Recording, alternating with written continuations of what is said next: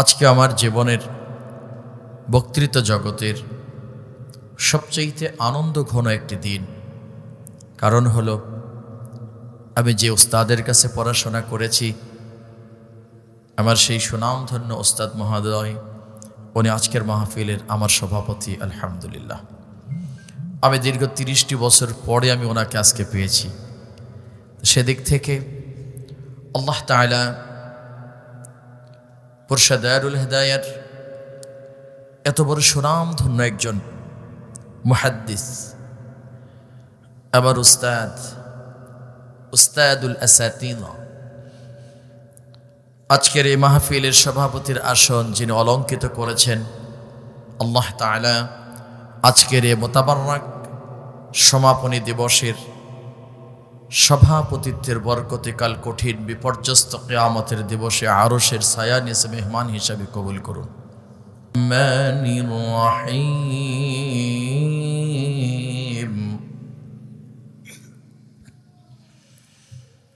ইয়া আইয়ুহান নাবিয়্যু জাহিদিল কুফফারা ওয়াল মুনাফিকিন جاهد الكفار والمنافقين واغلظ عليهم ومأواهم جهنم وبئس المصير.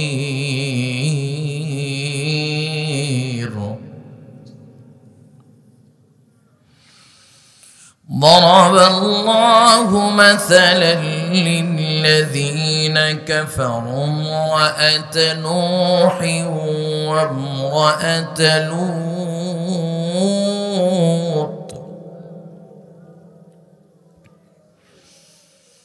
كانتا تحت عبدين من عبادنا صالحين فخانتاهما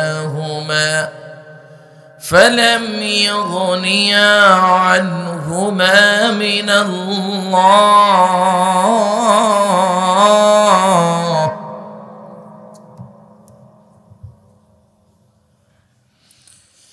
الله شيئا وقيل ادخلا النار مع الداخلين.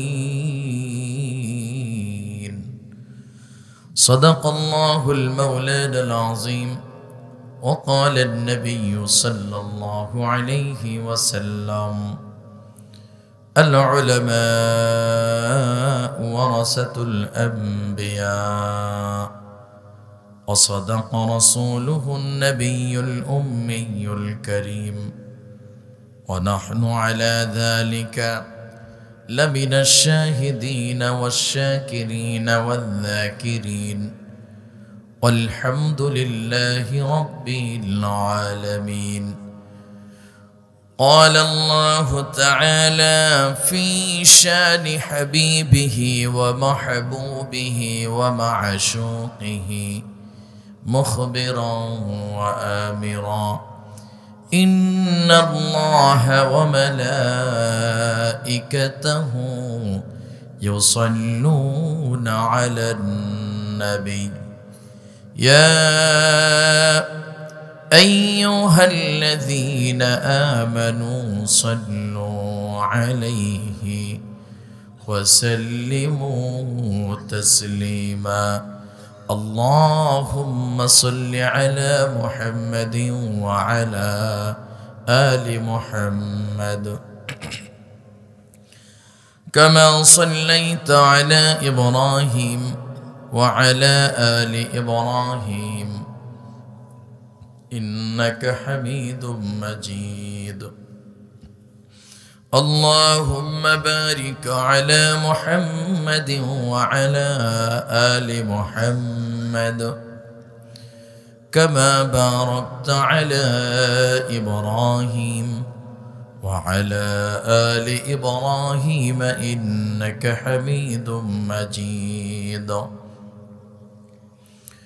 رسول مربهالو بشا রসুল মারালো আশা, রসুল মার প্রেম বিরহের মূল আলোচনা, রসুল মার কাজে কর্মে অনুপ্রেরণা। মনটা যদি হয়তো প্রবল হাওয়া, হয়তো যদি সুবন কবুতর,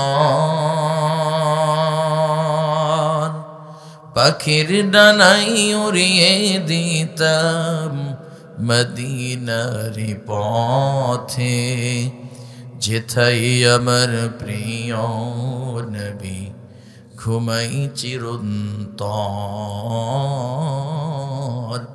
যেথাই আমার প্রিয় হযরত ঘুমাই নিরন্তর। কালিমা পড়ুন লা ইলাহা ইল্লাল্লাহ। ভাই একটু জবান খুলে কি পড়া যাবে সকলে মুহাব্বতান অল্প সময়? লা ইলাহা ইল্লাল্লাহ, লা ইলাহা ইল্লাল্লাহ, লা ইলাহা ইল্লাল্লাহ, সুবহানাল্লাহ ওয়ালহামদুলিল্লাহ, লা ইলাহা ইল্লাল্লাহ, জোরে লা ইলাহা ইল্লাল্লাহ, জোরে লা ইলাহা ইল্লাল্লাহ, লা ইলাহা ইল্লাল্লাহ মুহাম্মাদুর রাসূলুল্লাহ। সকলে পড়ি সাল্লাল্লাহু আলাইহি ওয়াসাল্লাম।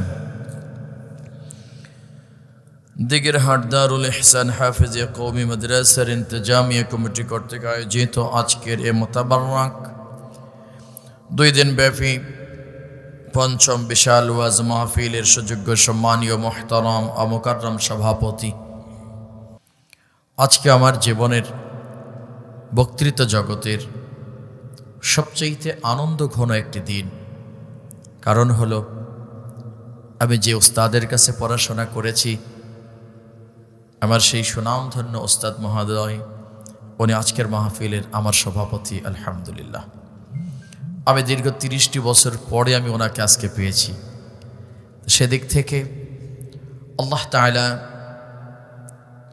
পুরশাদারুল হিদায়াত এত বড় সুনামধন্য একজন মুহাদ্দিস, আমার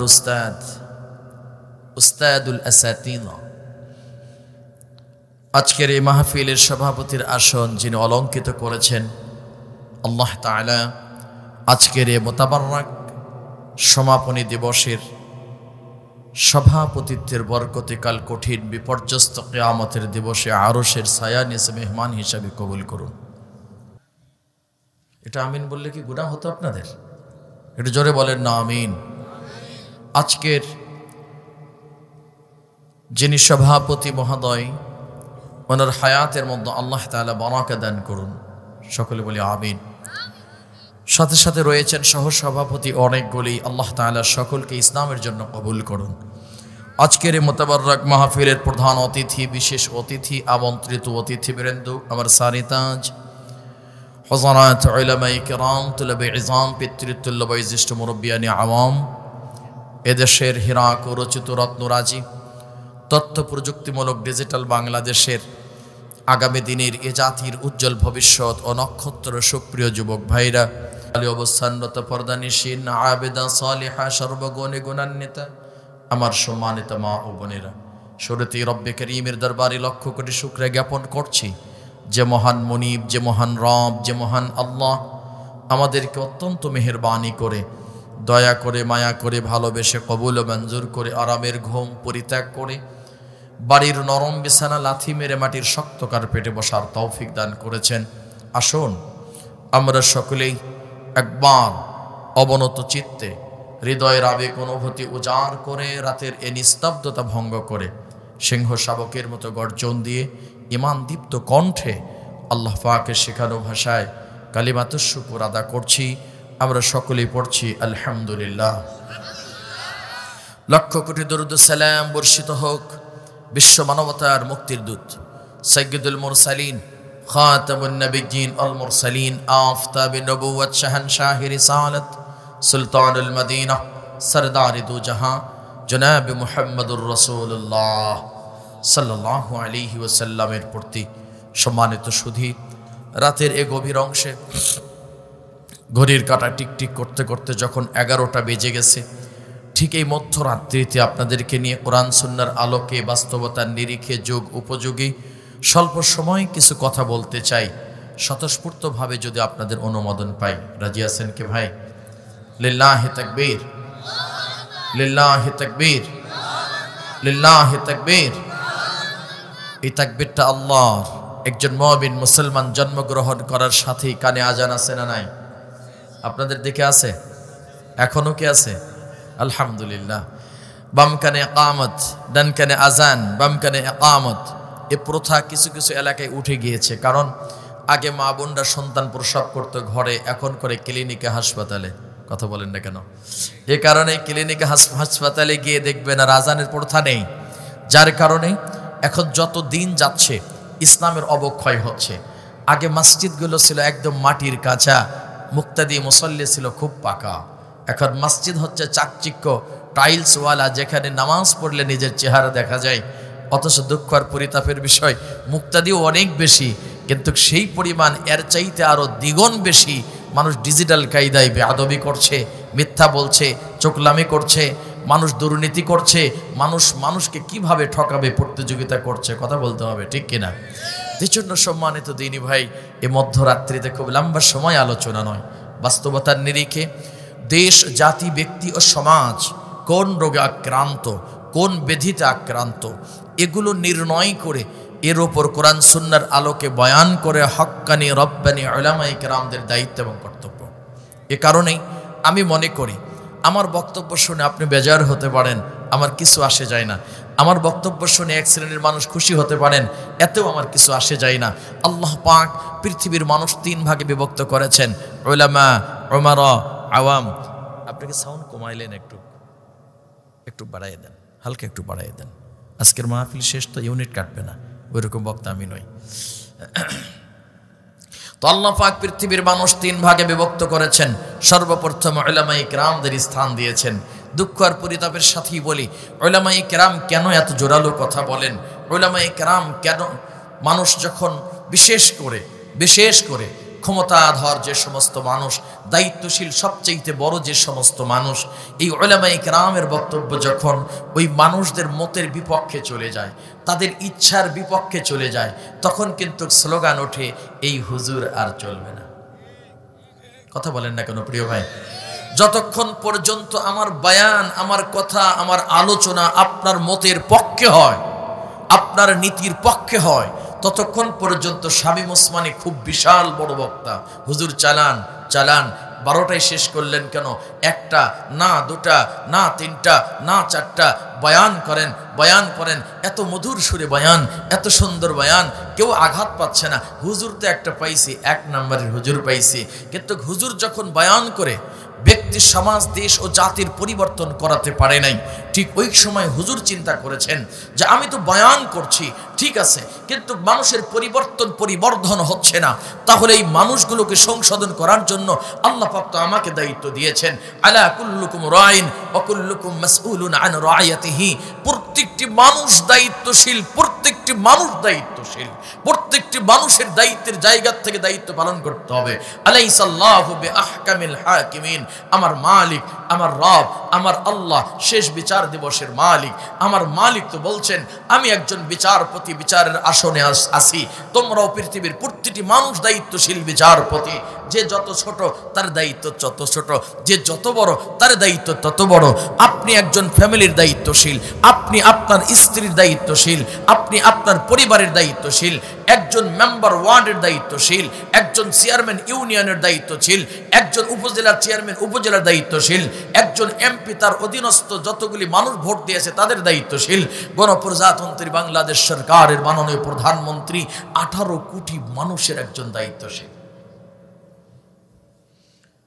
হায় সাপাহারের মানুষ, আমি আপনাকে কি দিয়ে বুঝাই? আপনি প্রধানমন্ত্রী 18 কোটি মানুষের দায়িত্বশীল, আর এই উলামায়ে কেরাম সমস্ত মানুষের দায়িত্বশীল। কারণ 18 কোটি মানুষের দায়িত্বশীল প্রধানমন্ত্রী। এখন যে ছোট তার দায়িত্ব তত ছোট। আমি যদি এটা এইভাবে বুঝাই, ছোট মানুষের অ্যাক্সিডেন্ট, ছোট জিনিসের অ্যাক্সিডেন্ট ছোট হয়। ধরুন আপনি রাস্তাতে হেঁটে যাচ্ছেন, ইটের সঙ্গে পায়ে উষ্টা খেয়েছেন, আপনারা কি বলেন? বাড়ি লেগেছে, আমাদের আঞ্চলিক ভাষায় বলে উষ্টা খাইছে, ঠিক আছে না? উষ্টা খাইছেন, খাবার ফলে রোগ মারা যাবার সম্ভাবনা নেই, হয়তো লোকটা ফেটে যেতে পারে, আঘাত পেতে পারেন, ফেটে রক্ত বের হতে পারে, কিন্তু মারা যায় না মানুষ।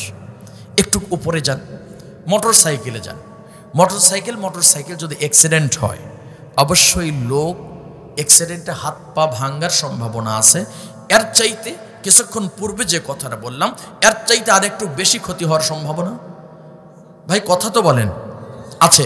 এখন যদি প্রাইভেট আরেকটু উপর লেভেলে যান, প্রাইভেট মুখোমুখি যদি সংঘর্ষ হয়, গাড়িও ভাঙ্গার সম্ভাবনা আছে, মানুষ মারা যাবারও সম্ভাবনা। আরেকটু অ্যাডভান্স করেন, করে এবার এরোপ্লেন বাই এয়ারে যান, প্লেনে যান, প্লেন ক্রাশ হয়েছে, অ্যাক্সিডেন্ট করে ভূপাতিত হয়েছে, মানুষ বাঁচার সম্ভাবনা মোটেই নাই।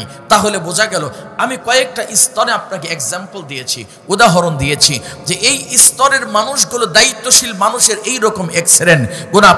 গণপ্রজাতন্ত্রী বাংলাদেশ সরকারের মাননীয় প্রধানমন্ত্রী যদি 18 কোটি মানুষকে পরিচালনায় ব্যর্থ হয়, নিজের দলের লোকদের সুযোগ সুবিধা বেশি দেয়, বিরোধী দলকে যদি নিজের দলের মতো লোকদেরকে যদি মহাব্বত করতে না শেখে, এরোপ্লেন অ্যাক্সিডেন্ট করলে যেমন ক্রাশ হয়ে কারো বাঁচার সম্ভাবনা থাকে না, ঠিক তেমনি ভাবেই এই জাতির আশা পূরণ না করলে, হক আদায় না করলে, তারও জান্নাতে যাবার কোনো সম্ভাবনা থাকে না।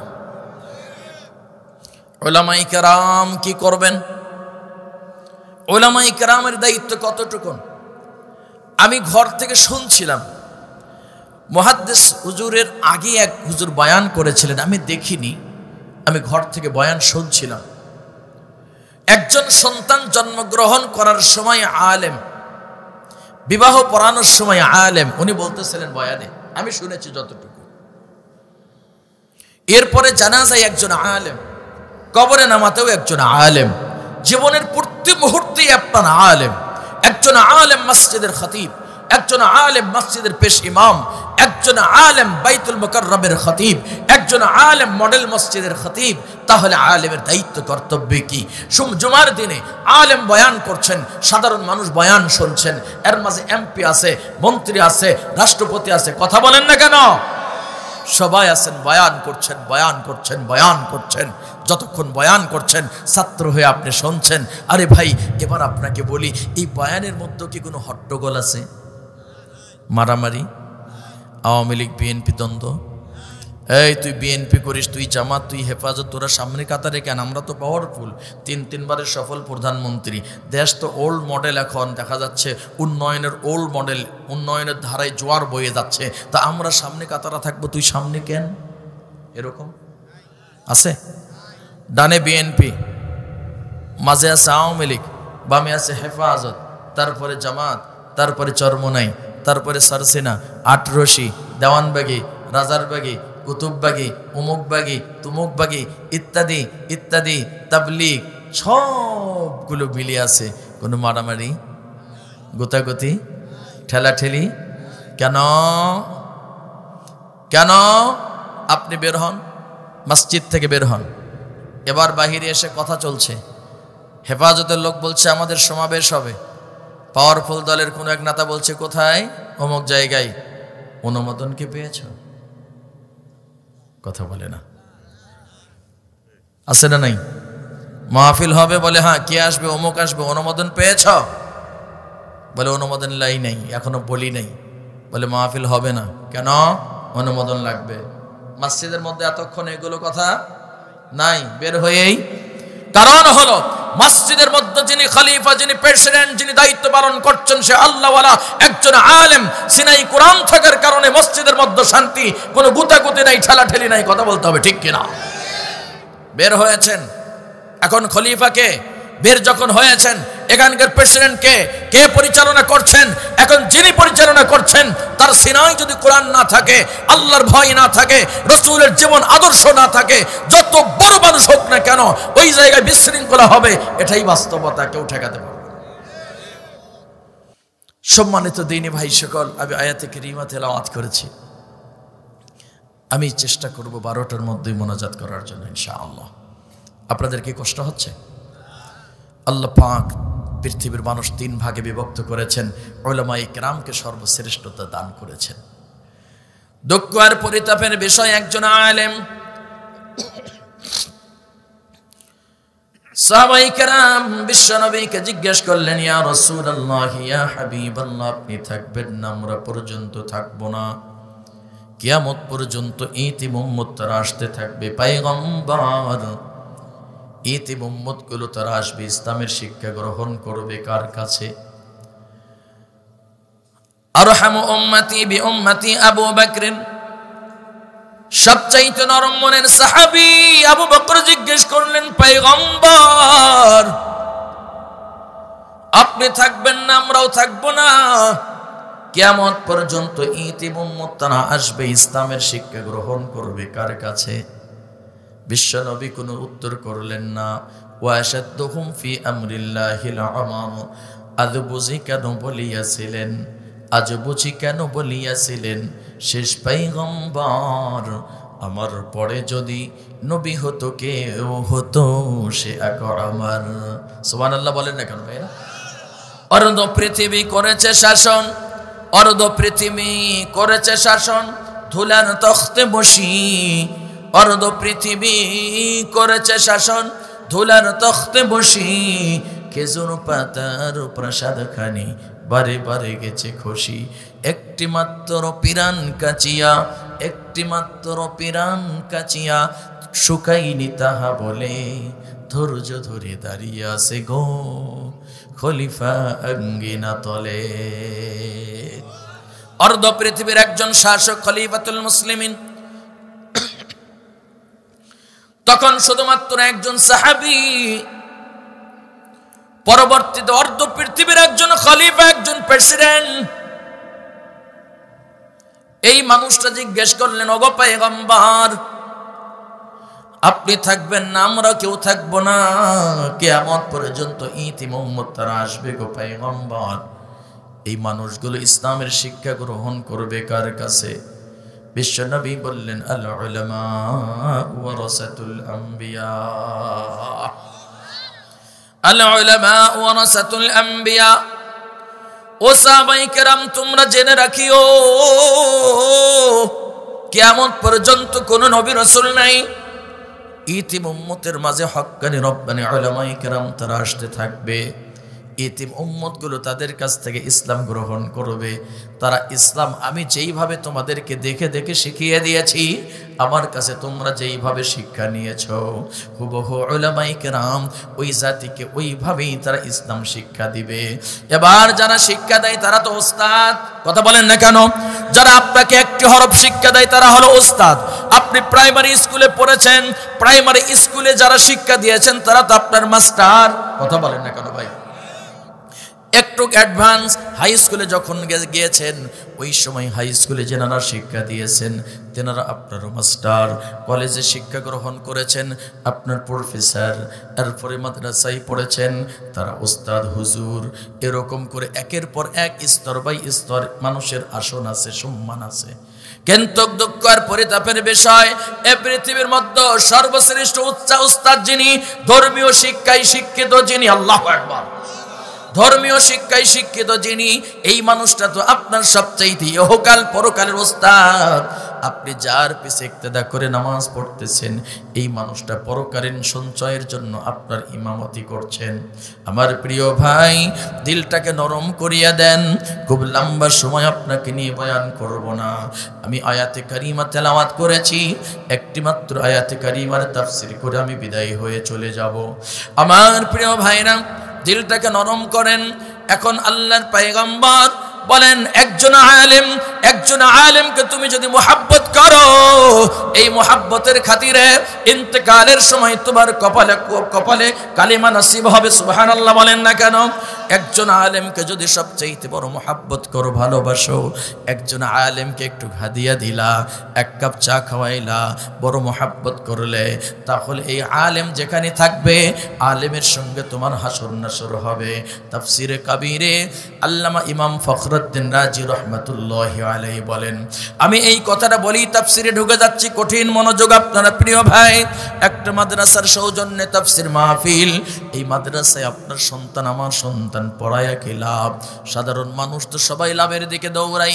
এই লাভের জন্য করে আপনার সন্তানকে আপনি ইংলিশ মিডিয়ামে পড়াইতেছেন, ABCDEFG জেড পর্যন্ত সে সুন্দর করে পড়াইতেছেন, সন্তান ইংলিশে সুন্দর করে কথা বলে, আপনি গর্বিত বাবা, আপনি জাতির সামনে বলেন তুমি কি আমারে চেনো? আমার সন্তান ক্লাস পড়ে, আমার সন্তান ক্লাস 5-এ পড়ে, আমার সন্তান অনর্গল ইংলিশে সুন্দর করে কথা বলতে পারে, আপনি সবচাইতে বড় গর্বিত। কিন্তু আপনি মুসলিম, আপনার সন্তান প্রাইমারি স্কুলে 5 বছর পড়েছে, হাই স্কুল 5 বছর। হাই স্কুল কয় বছর? 5 বছর। প্রাইমারি 5, হাই স্কুল 5, গেল কত? 10। এসএসসি পাস করার পর কি চাকরি? একটু চিনি কম দিয়ে চা করা যাবে কিনা একটু বলেন। হাই স্কুল পাস করার পর, এসএসসি পাস করার পর কোনো চাকরি কি বাংলাদেশে আপাতত আছে?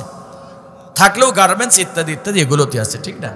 এখন 10 বছর পড়লেন, তাকান আমার দিকে, 10 বছরের শিক্ষায় আপনাকে প্রথম গণ্ডি পার হতে পারেন না, কিন্তু আপনার কলিজার টুকরা সন্তান 10 বছর পর্যন্ত শিক্ষা দিয়েছেন, কিন্তু আপনার সন্তান মনে রাখতে হবে আপনি মুসলিম, আপনার সন্তানও মুসলিম।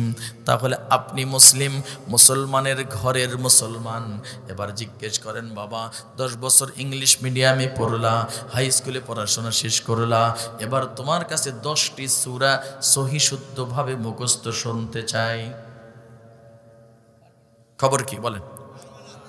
মিথ্যা বলেন না প্লিজ, আমি মিথ্যা বলতেও বলিনি আপনাকে, শুধু আপনার ব্রেনটাকে ওয়াশ করার জন্য একটু প্রশ্ন করছি।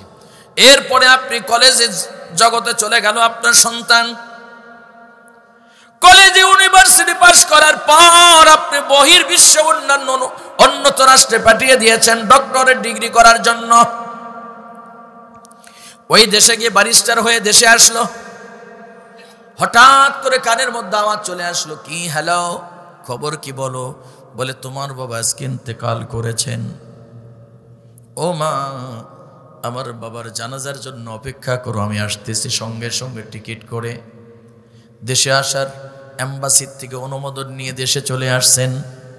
এলাকার মানুষ তাকিয়ে আছে, কালকের লাশ এখনো পড়ে আছে, কি করা যায়? বলে সন্তান আসছে। পায়ে হাত দিয়ে দুঃখ আর পরিতাপের সাথে আপনার বাস্তবতার নিরিখে কথাটা বোঝায়, আপনার সন্তান লন্ডন থেকে চলে আসলো, আমেরিকার থেকে চলে আসলো, কেন? ওখানে কি করছিল? উন্নত দামি ডিগ্রি নেবার জন্য। হয় ডক্টরেট ডিগ্রি নিতে গেছে, তা না হলে অন্যান্য আরো শিক্ষা, উচ্চ সার্টিফিকেট গ্রহণ করার জন্য গিয়েছে। আপনার সন্তান বাড়িতে চলে আসছে, জানাজার আয়োজন করা হলো। সন্তান এবার মাথার মধ্যে টুপি নাই, হাত রুমাল একটা পেঁচ দিয়ে দাঁড়াইলো।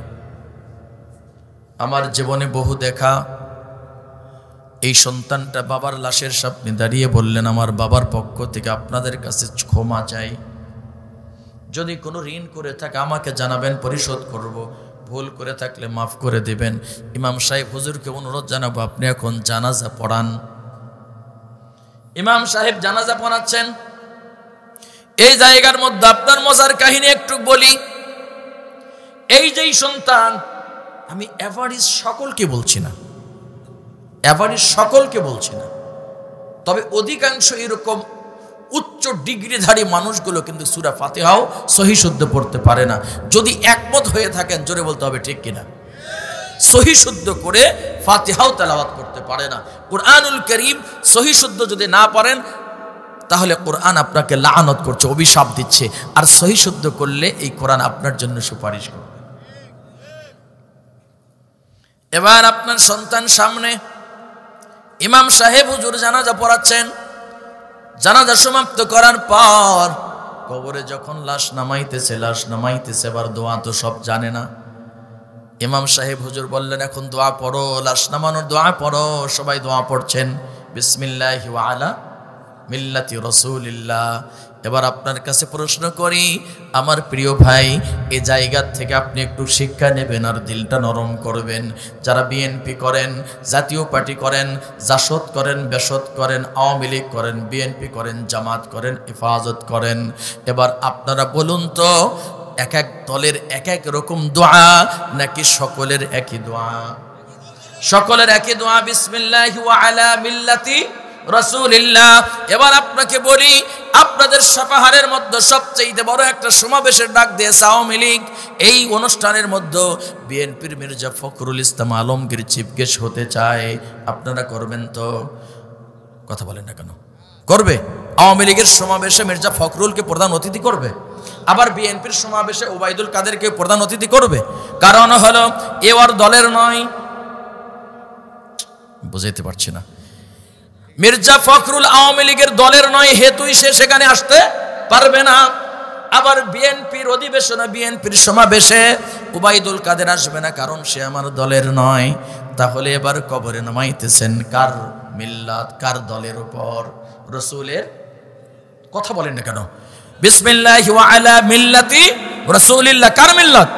রাসূলের মিল্লাত। কবরে নামাচ্ছেন, দুঃখ আর পরিতাপের বিষয়। এবার যখন আপনি কবরে নামাচ্ছেন তখন রাসূলের দলের উপরে নামাচ্ছেন, রাসূলের জার্সি পরে নামাচ্ছেন। রাসূলের জার্সি কি? সাদা জুব্বা। রাসূলের জার্সি কি? মাথার মধ্যে টুপি। রাসূলের জার্সি হলো জুব্বা, মাথার তালু থেকে পায়ের তালু পর্যন্ত জুব্বা। একজন মাইয়াতের গায়ের কাপড় কি হয়? জুব্বা না? মোড়ানো নয়, মাথার থেকে পায়ের তালু পর্যন্ত মোসরানো নয়, অন্য কোনো কালারের না। আমার পয়গম্বর যেই তরিকায় কবরে আছেন হুবহু ওই তরিকায় জুব্বা দিয়েছেন, সব কিছু দিয়েছেন। দেশে যখন ছিল জীবিত তখন এই জুব্বা কখনো গায়ে ওঠে নাই। কথা বলেন না কেন? ওঠে নাই। কবরে যাবার পর জুব্বা দিচ্ছেন। রাসূলের জীবন আদর্শের উপর একদিন পর্যন্ত আদর্শ পালন করে নাই, বরং রাসূলের জীবনের সঙ্গে মিল রেখে যে সমস্ত আলেম উলামা হক কথা বলেছে তাদের বিরুদ্ধে মিথ্যাচরণ করে তাদেরকে জেলে ঢুকিয়েছে। এখন মরার পরে বিসমিল্লাহি ওয়া আলা মিল্লাতি। এবার রাসূল চিন্তা করলেন, হাই সর্বনাশ, সারা জীবন করলো আমার বিরোধী দল, এবার কবরের নামানোর সময় আমার দল। সারা জীবন করলো বিরোধী দল। কথা বলেন না কেন? আমার কথা একটু তিতা আসলে তিতা এই জন্য নয়, আমি একজন উস্তাদ হিসাবে আপনাকে, তাফসীর ক্লাসের ছাত্র হিসাবে আপনাকে সর্বোচ্চ দিয়ে বোঝানোর চেষ্টা করছি। কেন আমার মস্তিষ্কে ঢুকছে না, কেন আমি বুঝতেছি না? বিল বিসমিল্লাহি ওয়া আলা মিল্লাতি রাসূলিল্লাহ। এই দোয়া পড়ছেন, আওয়ামী লীগের ভাই হোক, বিএনপির ভাই হোক, যে কোনো এভরিওয়ান, যে কোনো দলের হোক না কেন, সবাই সে পার্টিসিপেট করছে, জানাজায় শরীক হচ্ছে, কোনো বাড়াবাড়ি নাই। তাহলে এরপরই ভেঙ্গেই, জানাজার অনুষ্ঠান ভেঙ্গেই এই জায়গার মধ্যে মারামারি আছে না? কেন প্রিয় ভাই? আপনিও মুসলিম, আমি মুসলিম। আমার রাসূলের যখন হাতে আপনি উঠিয়ে দিচ্ছেন ওমান হাযার রাজুল অথবা ওমান নাবিয়্যুক, তিনটি ভাইবা হচ্ছে কবরের মধ্যে এসে, মার রাব্বুক মা দীনুক ওমান নাবিয়্যুক, তোমার রবকে, তোমার দিন কি, ধর্ম কি? ওই দেখো তো ওনাকে কি দেখা যায়। এখন যারা আলেম উলামা দেখলে গা চুলকায়, আলেম উলামাদের বিবিদেরকে নিয়ে রিসোর্টে গেলে আপনি কাবিননামা তালাশ করতে চান, অথচ যে সমস্ত মানুষের বিয়ে না হতেই সন্তান জন্ম দেয় তাদের কাবিননামা একজনও চান না। আলেম গেলে পরে তার কাবিননামা চান। এতে বোঝা গেল আপনার চরিত্র কুত্তার চাইদার জঘন্য হয়ে গেছে। আলেম উলামা দেখলে গা জ্বলে, আর আলেম উলামা ইমামতি না করলে, জানাজা না পড়াইলে আপনার জানাজা হবে না, জমিনে পড়ে থাকবে। আমার বাংলাদেশের কুখ্যাত একজন, বাংলাদেশের স্বর্ণ পদক প্রাপ্ত একজন কবি ছিলেন। সেই কবি বলতেন, যখন মসজিদের আজানে ধ্বনি শুনি তখন বেশ্যা তার খদ্দরকে আহ্বান করছে, এরকম আমার কাছে মনে হয়।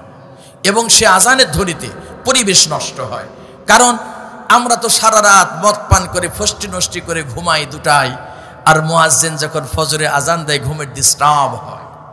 এই বক্তব্য যখন দিয়েছিল, আপনাদের কি এ কথা কি মনে পড়ে? হ্যাঁ, মনে পড়ে?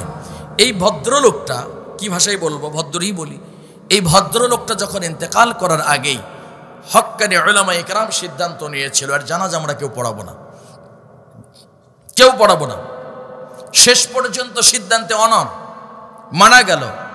যেই মহল্লায় মারা গেল, এই মানুষগুলো মারা গেলে আবার শ্রদ্ধাঞ্জলির ফুলের তোড়া সবচেয়ে বেশি হয়। ভাই আমি কি বুঝাইতে পারছি আপনাকে? একটু খেয়াল রাখেন। তাদের ফুল দিতে দিতে পালার মতো, খড়ের পালার মতো বিশাল ফুলের স্তূপ হয়ে গেল, কিন্তু জানাজা পড়াবার কোনো লোক খুঁজে পাওয়া যায় না।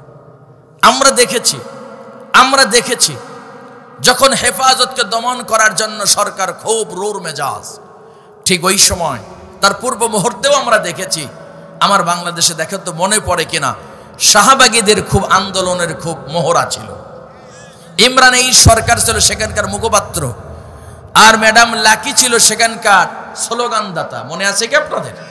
এখন কিন্তু খুঁজে পাওয়া যায় না, তাদের নাম জাতি আর জানে না। এমনকি পাইকারের একজন সুইপার, সেও তার নাম জানে না। কথা বলে না কেন? আর তখন কিন্তু গলিতে গলিতে তাদের নাম ভেসে বেড়াইতো। এরই নাম ক্ষমতা, এরই নাম পাওয়ার। আমার সম্মানিত দিনী ভাই, আমি আসি মূল কথায়।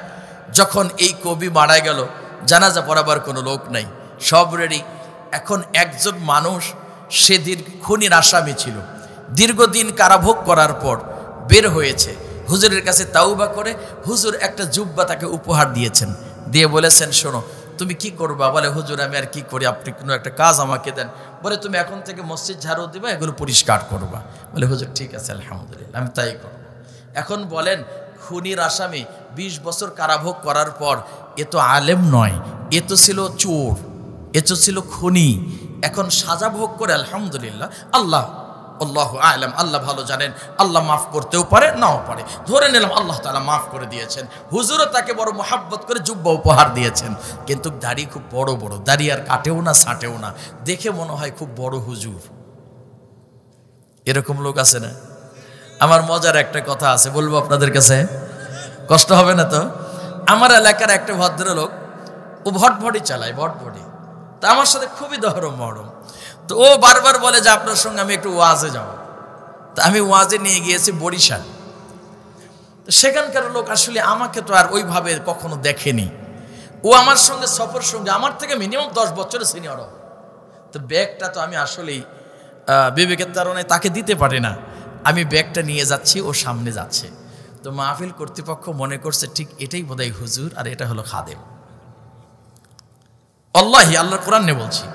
তো এই দৃশ্য আমি দেখে চিন্তা করতেছি, যাও মজা পরে হবে, মনে মনে ভাবছি। তো ঘরে যাওয়ার পর, হ্যাঁ একেবারে বালিশ টালিশ দিয়ে ল্যাপটপ দিয়ে সুন্দর করে জামাই আদরে ডাকছে। খাবার যখন দিয়েছে, মাছের বড় মাথা, মোরগের রান ইত্যাদি খুব ভালো হক দিচ্ছে, আরও খেয়েই যাচ্ছে। যখন খেয়ে যায়, নামাজ টামাজ শেষ হয়ে গেল, আমাকে যখন ডাকবে, ও রেস্ট করছে, ওকে এখন গিয়ে বলতেছে, হুজুর ওঠেন, চলেন, সময় হয়ে গেছে। তখন বলতে, হুজুর তো আমি নই, হুজুর তো ও। এই যে দাড়ি, কেন ভুল হয়ে গেছে দেখেন, এই বড় দাড়ি, পাঞ্জাবিটাও মোটামুটি বড়, মাথায় সুন্নতি রুমালু আছে, হাতের মধ্যে মুরব্বির একটা লাঠিও আছে। এই 3টি কারণে মানুষ মনে করছে এটাই হলো বড় হুজুর। আর আমার তো এরকম, এই যেরকম স্যাম্পল দেখতেছেন এরকমই, আমাকে এই এলাকায় যত বয়ানি আসছে আমি এরকমই দেখছেন, এইরকমই। তো এইরকম দেখে মনে করেনি যে আমি হুজুর, মনে করছে ও হুজুর আর আমি ওর খাদেম। ঠিক তেমনি ওই চোরটা, আল্লাহ তাআলা তাকে ভালো করেছেন। হুজুরেরা সব তো জানে যে জানাজা পড়াতে হবে, এজন্য হুজুরেরা কেউ আসে নাই। ওই সময় সব মোবাইল বন্ধ। এখন জানাজা পড়াবার মতো কোনো লোক নেই। বড় বড় মানুষগুলো গিয়ে ডাকছে, এ হুজুর, এ হুজুর। মোশানটা দেখেন ডাকের। ঠিক একটা মাসে 3000 টাকা একটা ইমামকে বেতন দিয়ে মনে করে আমার মসজিদের সে গোলাম। কথা বলেন না কেন? তোমার মসজিদের গোলাম নয়, তোমার মসজিদের মেম্বার থেকে হকের পক্ষে উচ্চ আওয়াজে কথা বলার জন্য রেখে দিয়েছে ইমাম। তোমার গোলামি করবে না, তোমার গোলাম নয়। তোমরা মনে করো গোলাম, অসম্ভব। সে গোলাম হবে কেন? তোমার উস্তাদ। সুবহানাল্লাহ বলতে ইচ্ছে করলো না? এখন ওকে ধরে নিয়ে আসছে, ও ঘুমের মধ্যে আছে, টেনে নিয়ে আসছে, এই হুজুর জানাজা পড়ো। আসলে এই জানাজাই তো আর দুয়া সূরা কেরাত তো জোরে পড়া লাগে না। তখন ও চলে আসছে ভয়ে, এসে এখন দাঁড়ায় গেছে হাজারো মানুষ। আবার এই অনুষ্ঠানগুলো তো নেতারা সবচাইতে বেশি থাকে, এর সঙ্গে হিন্দুও থাকে, মুসলিমও থাকে। অজু করুক সেই না করুক, ছেলেও আছে, কিছু মেয়েও আছে। এগুলো তো মুক্ত চিন্তার মানুষ, কথা বলে না কেন ভাই? সবাই আছে। তো এখন ওর তকবির ঠিক মতোই দিচ্ছে, আল্লাহু আকবার। কারণ ও তো যেমন মাদ্রাসায় পড়েনি, যেভাবে দেওয়ার দরকার দিয়ে ফেলছে। দিয়েটে তাকবীরগুলো ও শুধু গুনে গুনে ঠিক মতো দিছে। হুজুর আসার সময় এসে বললেন যে এই ওর জানাজা পড়াইলো কে? ও এখন কাঁপতেছে আর বলতেছে, হুজুর আমি পড়াইছি। তো তুমি পড়াইলে তুমি কি এগুলো জানাজা দোয়া টোয়া জানো? বলে হুজুর জানি, চাই না জানি, তকবীরটা ঠিক মতো দিয়েছি, দোয়া জানি না একটাও কইনি। কে রে তুই কিভাবে পড়াইলি? কই হুজুর আমি তো ঘুমিয়েছিলাম, আমি ভয়ের ঠেলাই জুব্বাটা গায়ে দিছি আর গিয়ে দাঁড়াইছি। তো তুমি ঘুম থেকে উঠে অজু করছো? বলে না হুজুর অজু তো করিনি। পুরা কপাল জাতি। এটা আল্লাহর ফয়সালা। কার ফয়সালা? জোরে বলেন না কেন? এই নামাজ, এই আজান তার কাছে বেশ্যা, তার খদ্দরকে আহ্বান করার মতো মনে হতো, যার কারণে আল্লাহ তাআলা এমন ব্যক্তির দ্বারা তার জানাজার ফয়সালা করেছে। জানাজা হয়েছে, দোয়া হয় নাই, অজু নাই, সুতরাং সে জানাজা ছাড়াই কবরে যেতে হয়েছে। কথা বলেন না কেন?